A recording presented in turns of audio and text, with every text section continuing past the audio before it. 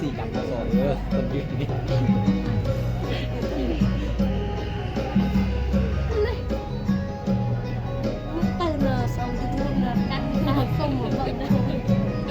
ไม่ตามเลย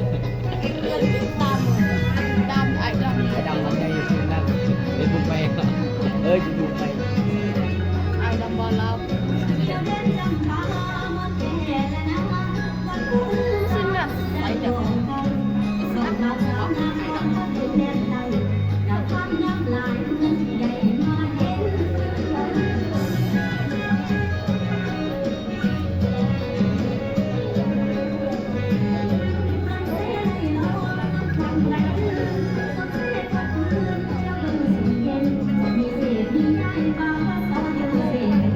กูถ่ายจนมือสั่นเลยกูยกมือยิ่งเลย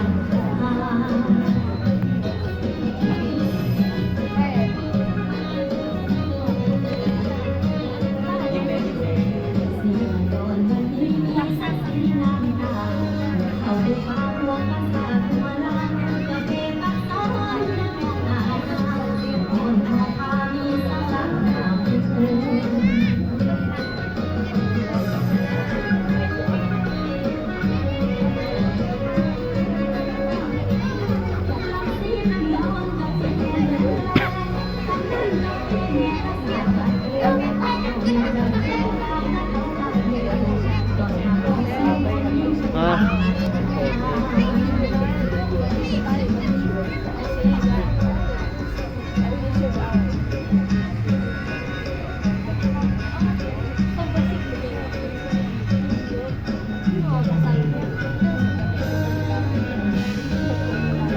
ยืนคนเดียว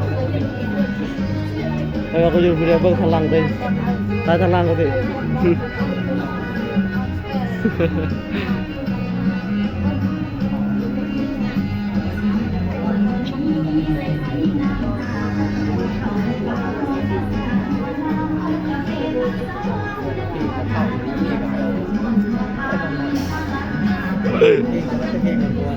เออ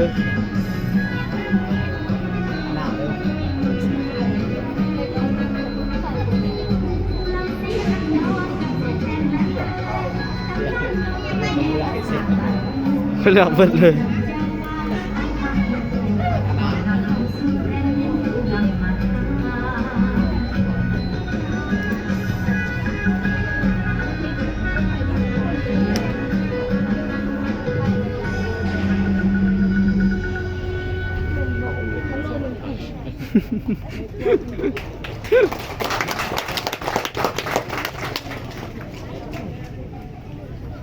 เฮ้ย